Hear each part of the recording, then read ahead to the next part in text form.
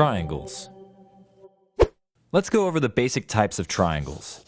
In every triangle, the sum of all three angles is always 180 degrees.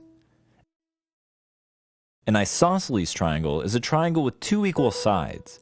The two angles opposite those sides are also equal. An equilateral triangle is a triangle with three equal sides. This means that every angle is also equal. Because of this, every angle has a measure of 60 degrees. A right triangle is a triangle that has a 90-degree angle. The side of the triangle opposite the right angle is called the hypotenuse. This will be important when it comes to the Pythagorean theorem. As discussed in the angles lesson, right angles are always marked with the square in the angle's vertex, so look out for that. Oftentimes, a problem won't tell you directly that a triangle is a right triangle. They expect you to see the square and know. Now, because we know that one angle in a right triangle is 90 degrees, we also know that the other two angles must add up to 90 degrees. As you can see in the example, angles A and B add up to 90 degrees. Now, let's get into how to calculate the perimeter and area of triangles. The formula to calculate the area of a triangle is base times height over 2. We'll rewrite this as b times h over 2. Let's use the triangle in the right-hand corner as an example. We're given the height of the triangle, 8. The base of the triangle is 21. So let's plug those into our equation and we have 21 times 8 over 2. 21 times 8 is 168. Divide that by 2 and we have the area, 84. Now let's calculate the perimeter. All we have to do is find the sum of all three sides of the triangle. This one is easy enough as the three side lengths are listed. So we have 17 plus 10 plus 21 for a perimeter of 48. Let's discuss the Pythagorean theorem, an equation that is essential to your success on the GRE. The Pythagorean theorem, or the Pythag theorem, as you often hear it referred to, is used to determine the length of the sides in a right triangle. The general formula is a squared plus b squared equals c squared, where a and b are the two legs of the triangle and c is the triangle's hypotenuse. Another way you might see the theorem written is c equals the square root of a squared plus b squared. A strategy that can really pay dividends times-wise on the GRE is memorizing special right triangles.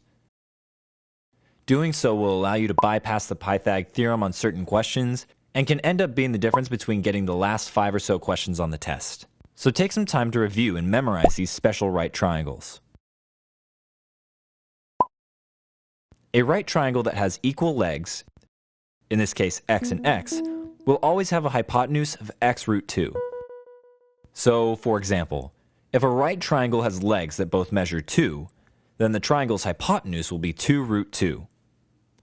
A right triangle with legs x and x root 3 will always have a hypotenuse of 2x. For example, if a right triangle has legs that measure 2 and 2 root 3, then the hypotenuse will be 2 times 2, which is 4. A right triangle that has legs of 3 and 4 will always have a hypotenuse of 5. A right triangle that has legs of 5 and 12 will always have a hypotenuse of 13. These last two triangles especially, 3, 4, and 5 triangles and 5, 12, and 13 triangles will come up many times on the GRE. Memorize these. It will save you valuable time on test day. Now let's get to the practice problem. A plane left the airport at the equator and flew 72.8 miles due east out over the sea, then turned to the north and flew 36.4 miles due north. At that point, the plane flew straight back to the airport. Approximately, how far in miles was the straight flight back to the airport? And this problem requires you to sketch out a diagram of seeing what's being described. We'll help you out. There's your plane. It flies 72.8 miles due east. So let's draw a line east and label it 72.8. The plane then turned due north and flew 36.4 miles due north. So draw a connecting line north and label it 36.4. Then the plane flew straight back to the airport. So draw a line back to the airport and you'll see that the line has become a diagonal for a right triangle. Once you have a diagram and recognize that what you're working with is a right triangle, this becomes a simple plug-and-solve problem. We know how to solve for the value of the diagonal, the Pythag theorem. A squared plus b squared equals c squared. Plug in your legs, 72.8 and 36.4, and you have 72.8 squared plus 36.4 squared equals c squared. Square those out and you have 6,624.8 equals c squared. Take the square root of both sides and you have c equals the square root of 6,624.8. Take a look at the answer choices and you'll see that there's no need to simplify further. Our answer is the square root of 6,624.8.